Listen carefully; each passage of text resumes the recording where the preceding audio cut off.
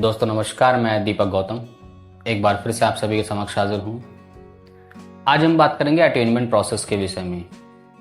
काफ़ी बार आपने देखा होगा कि आपने अटेनमेंट लिया, दीक्षा ली और उसके बाद आप प्रैक्टिस करते हैं तो आपको वो रिजल्ट नहीं मिल पाते हैं जो रिजल्ट मिलने चाहिए, या फिर आपका मन उच्चाटित होने लगता है अपने अभ्यास के प्रति, अपने स्वास्थ्य के प्रति, अपनी प्रैक्टिस के प्रति।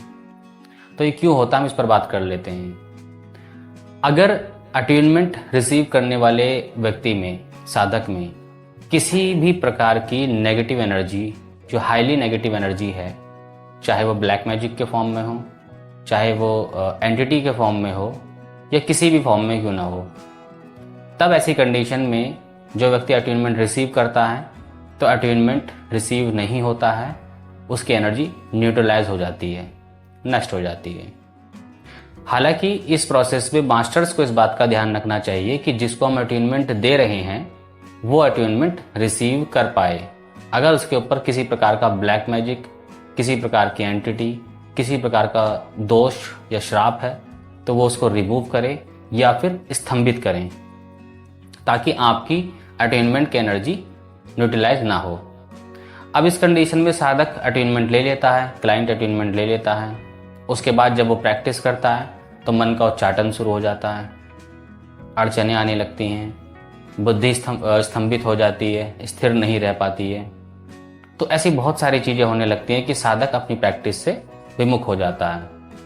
इसका कारण असल में यही है कि आपके ऑरा में जो नेगेटिव एनर्जी है, जो नेगेटिव ब्लॉकेजेस है, कर्ज के फॉर्म में, कर्म के फॉर्म में और एंटिटी के फॉर्म में या ब्लैक मैजिक के फॉर्म में हो तो अटेनमेंट रिसीव नहीं हो पाते हैं। तो जो भी लोग इस तरह का सवाल मुझसे रखते हैं कि मैंने अटेनमेंट लिया है, प्रैक्टिस भी की है, बट उस प्रकार से मुझे रिजल्ट नहीं मिल पाए, तो कारण सिर्फ यही होता है। इसलिए मास्टर्स को चाहिए कि जब भी वो अपने किसी स्टूडेंट का अटेनमेंट करें उससे पहले उसका ऑरा साफ करना, उसके ब्लैक मैजिक को रिमूव करना, यदि है तो, नहीं है तो कोई प्रॉब्लम नहीं है। हालांकि एक हद तक अटेनमेंट के दौरान नेगेटिव एनर्जी रिलीज हो जाती है, ब्लैक मैजिक का कोई आंशिक असर है तो वो भी खत्म हो जाता है, लेकिन काफ़ी बार ये असर बहुत ज़्यादा नेगेटिव होते हैं, बहुत ज़्यादा होते हैं। तो ऐसी कंडीशन में उसका ऑरा क्लीन करना, उसकी जो भी नकारात्मक शक्ति है उसको क्लीन करना, एंटिटी है तो उसको क्लीन करना, उसको हटाना, ब्लैक मैजिक है तो उसको हटाना, ये सब करना पड़ता है, जो कि एक बड़ी शिकायत लोगों की होती है कि मास्टर्स नहीं कर पाते हैं या नहीं करना चाहते हैं, या फिर जल्दबाजी में इस तरह के अटेनमेंट हो जाते हैं। तो जो लोग मुझसे पूछते हैं कि ऐसा क्यों होता है, उसका कारण यही है।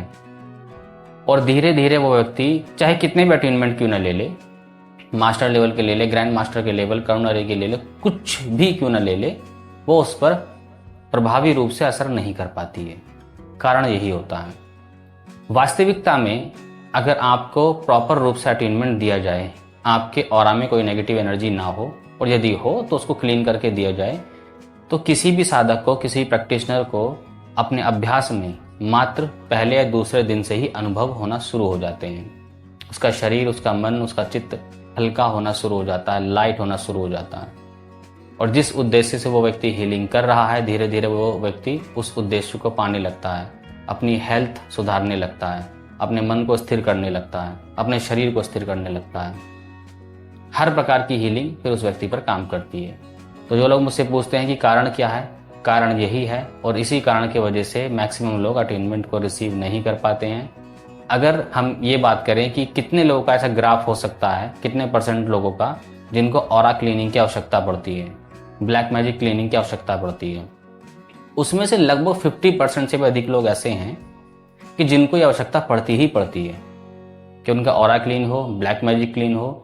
अभी ब्लैक मैजिक, ये नेगेटिविटी किस प्रकार से आती है, ये अपने आप में एक बड़ा टॉपिक है।